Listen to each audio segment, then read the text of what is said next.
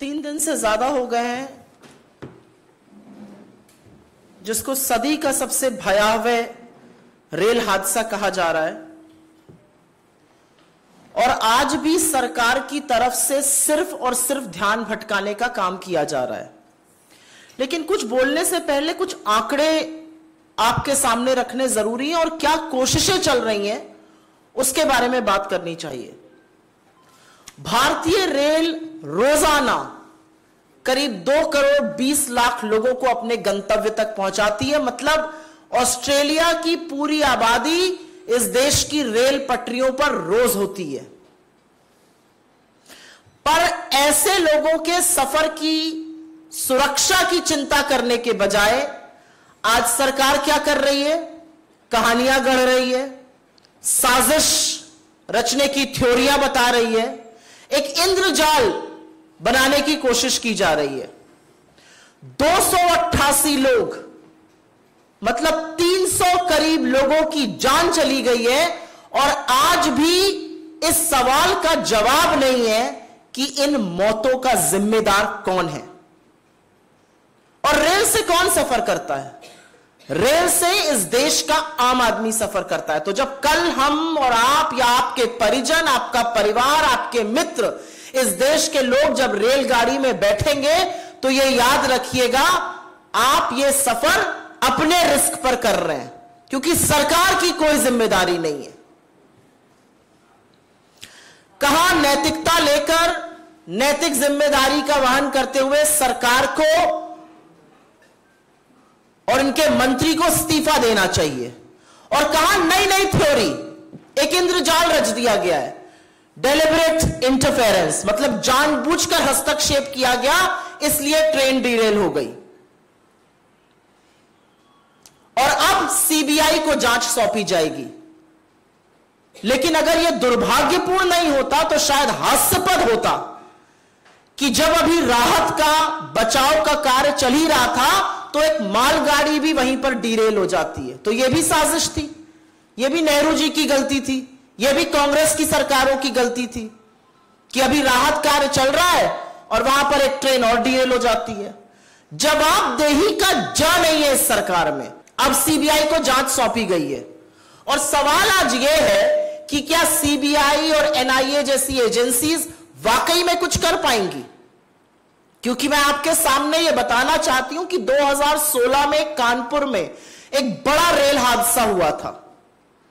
इसको भी आतंकी साजिश बचाया गया था। एनआईए को केस सौंपा गया, रेल मंत्रालय ने चिट्ठी लिखी होम मिनिस्ट्री को, एनआईए को केस सौंपा गया। कानपुर के रेल हादसे की बात कर रही हूं, 152 लोगों की मौत हुई थी। 2017 में कुनेरू आंध्र प्रदेश में रेल डिरेलमेंट हुआ, बड़ा हादसा हुआ, 40 लोगों की मौत हुई। तुरंत बजाय जिम्मेदारी तय करने के, जवाबदेही तय करने के, जांच एनआईए को, नेशनल इन्वेस्टिगेटिव एजेंसी को सौंप दी गई। 7 साल बाद भी चार्जशीट दायर नहीं हुई है। मतलब करीब करीब 200 लोगों की मौत रेलवे ट्रैक पर डिरेलमेंट से हो गई। उसका जिम्मेदार कौन है यह नहीं पता है। अपने ऊपर से ध्यान हट जाए, अपने ऊपर से ध्यान निकल जाए, कोई जवाबदेही ना हो, इसके लिए एनआईए को जांच सौंप दो। आज सीबीआई के साथ यह किया गया है। असलियत यह है कि सिस्टम की विफलता, सिग्नल सिस्टम की विफलता, इंटरलॉकिंग क्या दिक्कतें, जो ट्रैक का रखरखाव नहीं हो रहा, उसकी दिक्कतों के चलते यह हो रहा है। लेकिन सीबीआई और एनआईए जैसी उत्कृष्ट एजेंसीज, जो एक्चुअली इंटरपोल की नोडल एजेंसीज यहां पर हैं, जिनका काम है बड़े बड़े अपराधों की तफ्तीश करना, उनको इसमें शामिल कर अपने ऊपर से ध्यान भटकाया जाता है। यह पूरी तरह से साफ है कि कमिश्नर ऑफ रेलवे सेफ्टी इसकी जांच कर सकता है, सीआरएस, उनके पास टेक्निकल एक्सपर्टीज है इसकी जांच करने के लिए। क्यों नहीं उनसे जांच कराई जा रही है? क्यों सीआरएस को सिर्फ अब 8 से 10% रेल हादसे के केसेस की जांच कराई जाती है? मेरे कुछ सवाल हैं। आप सीबीआई से नहीं, आप एनआईए से, किसी से भी जांच करा लीजिए, लेकिन क्या अब सीबीआई ढूंढेगी कि मरम्मत और नए ट्रैक के बजट को 2018-19 से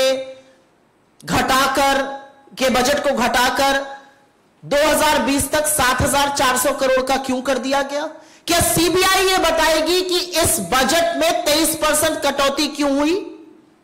क्या सीबीआई ये ढूंढेगी कि जब रेलवे चिंतन शिविर हुआ तो हर जोन को सुरक्षा पर बोलना था, सबको चुप करके क्यों बैठा दिया गया और एक ही जोन को बोलने की इजाजत क्यों दी गई? और क्या सीबीआई ये ढूंढेगी कि उस चिंतन शिविर में सिर्फ वंदे भारत और कितना रेवेन्यू रेलवे से निकल सकता है पर चिंता क्यों हो रही थी, सुरक्षा की बात क्यों नहीं हो रही थी? क्या सीबीआई ये ढूंढेगी कि जो CAG controller and auditor general की लेटेस्ट रिपोर्ट है जो बताती है कि 2017 से 2021 के बीच में 10 में से करीब 7 हादसे पटरी से उतर जाने, डीरेलमेंट के कारण हुए, वो क्यों हुए? क्या सीबीआई ये ढूंढेगी कि ईस्ट कोस्ट रेलवे में सुरक्षा के लिए रेल और वेल्ड का परीक्षण क्यों नहीं हुआ इस दौरान?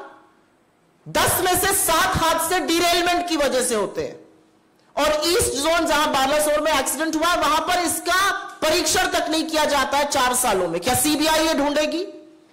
क्या सीबीआई ये ढूंढेगी कि रेल राष्ट्रीय कोष का फंडिंग 79% क्यों घटा दी गई? क्या सीबीआई ये ढूंढेगी कि 20,000 करोड़ रुपए आवंटित करना था, वो पैसा क्यों नहीं आवंटित करा गया ट्रैक की मेंटेनेंस के लिए? ये सवाल आपसे पूछने, क्या सीबीआई का ये काम है? क्या सीबीआई ये ढूंढेगी कि 3 लाख रिक्त पद क्यों है? क्या सीबीआई ये ढूंढेगी कि 8,000 पद जो पीएमओ और कैबिनेट कमेटी को भरे जाने थे वो क्यों नहीं भरे गए? क्या सीबीआई ये ढूंढेगी कि लोको चालक जो अत्यंत संवेदनशील और सुरक्षा से निहित काम करते हैं उनको 12-12 घंटे से ज्यादा की ड्यूटी क्यों कराई जा रही है? लोको चालकों की कमी क्यों है? आज सवाल यह है कि सीबीआई का काम क्या है, एनआईए का काम क्या है? 7 साल पहले आपने एनआईए को 2 जांचें दी थी, आज तक चार्जशीट नहीं दाखिल हो पाई, तो क्या उन परिजनों को पूछने का हक है कि यह सरकार की विफलताओं के कारण हुआ, दोष कहीं और क्यों मढ़ा जा रहा है? और एक बात और है, ऐसी उत्कृष्ट एजेंसीज को जब आप इस तरह की जांच देते हैं जिनमें उनकी कोई टेक्निकल एक्सपर्टीज नहीं है, तो आप कहीं ना कहीं उनके ऊपर भी एक सवालिया निशान लगवाने की कोशिश करते हैं। सबको लगता है एनआईए क्यों? एनआईए का काम है टेरर को इन्वेस्टिगेट करना। जो आपके ट्रैक के चलते हो रहा है, जो इंटरलॉकिंग की विफलता के चलते हो रहा है, जो सिस्टम फेलियर के चलते हो रहा है, जो मेंटेनेंस की दिक्कत से हो रहा है, उसके बारे में क्या होगा? और एक बात यह सच है कि लोकतंत्र में चुनी हुई सरकार आज लगातार जवाबदेही से भाग रही है।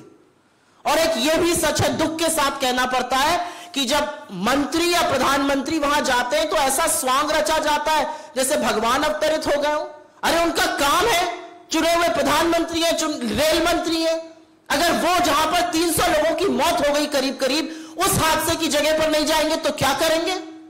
यह अलग बात है कि वहां कूलर लगा हुआ है, यह अलग बात है कि शव गाजर मूली की तरह डंपर में फेंके जा रहे हैं और उनके लिए तोसक तकिया लगाकर इंतजाम किया गया है।